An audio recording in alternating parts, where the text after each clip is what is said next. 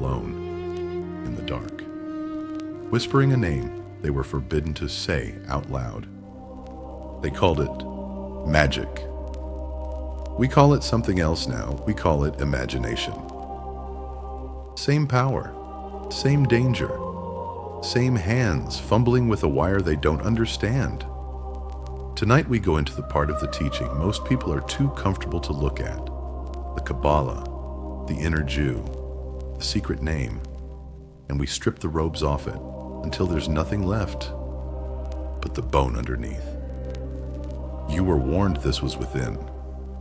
You were never warned what within actually costs. Kabbalah. Say it slow. It sounds like a spell because it is one. Not a religion. A system. An esoteric doctrine. Esoteric meaning within, built by men who understood something the crowd outside the temple never will. The Jew was never a nationality.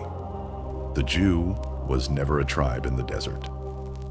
He is not a Jew, which is one outwardly, but he is a Jew, which is one inwardly. Read that again. Then sit with the weight of it. There is no chosen people. There is only a chosen state, and it lives behind your own eyes, in a place you've been too afraid to enter alone.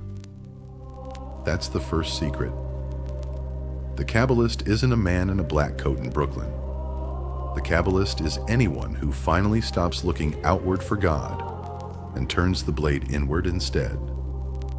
Most never make that turn. They die outward. They die looking for a savior standing somewhere else. They drew a tree.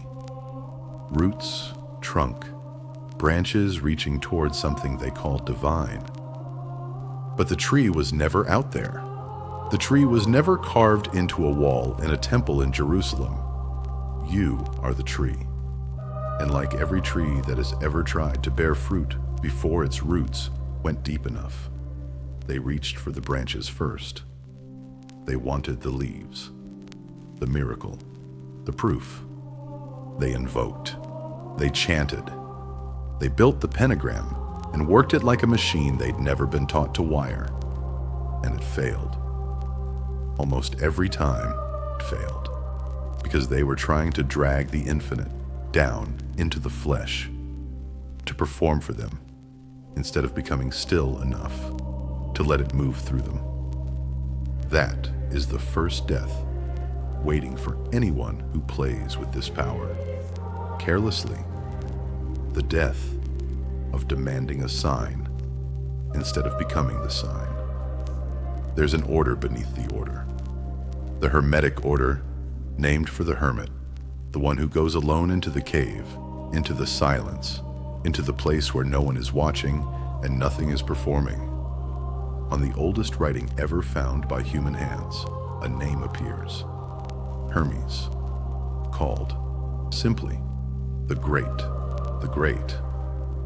the divine intelligence of the higher mind. The first thing man ever wrote down was a description of his own consciousness. Not a god in the sky, not a king.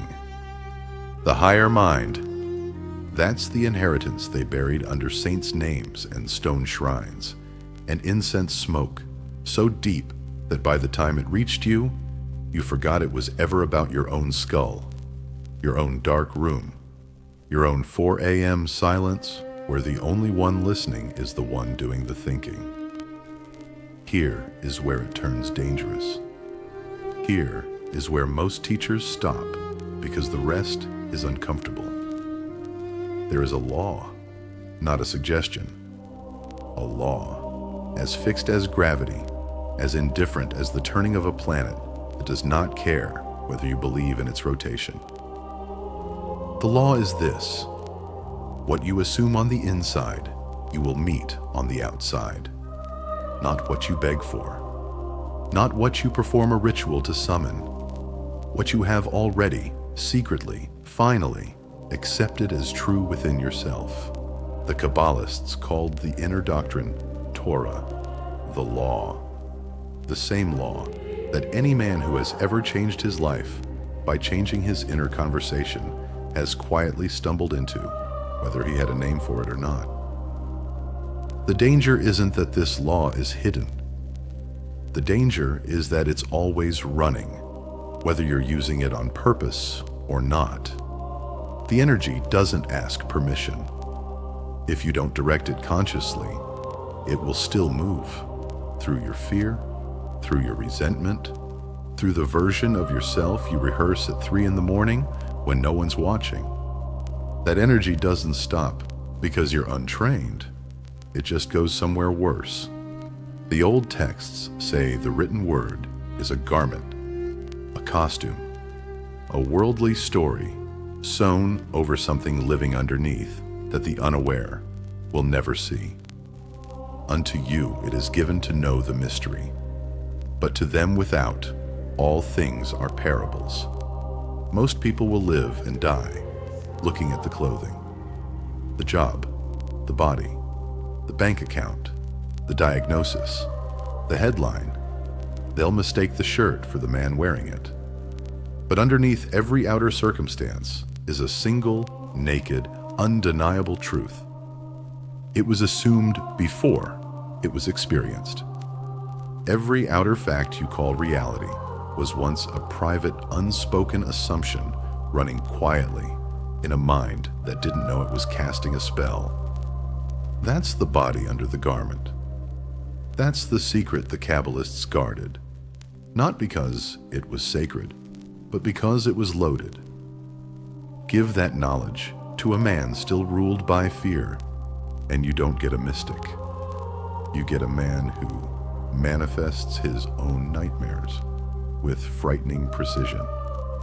There's an image in the old Kabbalah of a bride in mourning. Black robes, exiled from the one she belongs to, waiting. She is your own consciousness, separated from the higher mind by nothing but a habit of doubt you've worn so long, you've stopped noticing it's a costume too. She doesn't get adorned in white through more ritual, not through more begging, not through another sign demanded from the dark. She is changed the moment she enters the inner room, alone in the place where no outer eye can confirm or deny anything, and simply assumes the wish fulfilled, feels it as already true, lives from the end, not toward it. That is the wedding, not a church, not an altar.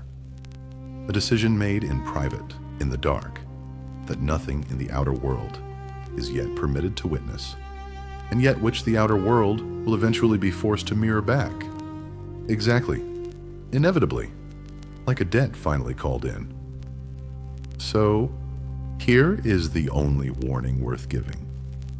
This isn't a comforting bedtime story about positive thinking. This is a law as cold and exact as the trajectory of a falling object. It does not care about your intentions. It does not negotiate with your innocence. If you go in untrained, chasing a feeling instead of feeling a truth, you will, like the Kabbalist before you, like the crowd chanting in the dark before you, eventually light the match near the tank you assumed was empty. But if you go in deliberate, if you stop performing for the outer world and start living quietly, ruthlessly, from the assumption already fulfilled within, you will find the thing they buried under every dead ritual, every borrowed name, every garment sewn over the body of the truth. The kingdom was never out there. It was never going to be handed to you by a crowd, a creed, or a stranger on a stage. It was within you. It was always within you. And it has been waiting, patiently, silently, in the dark, for you to finally stop asking and start assuming. The law does not forgive ignorance. It only rewards assumption. Imagine wisely.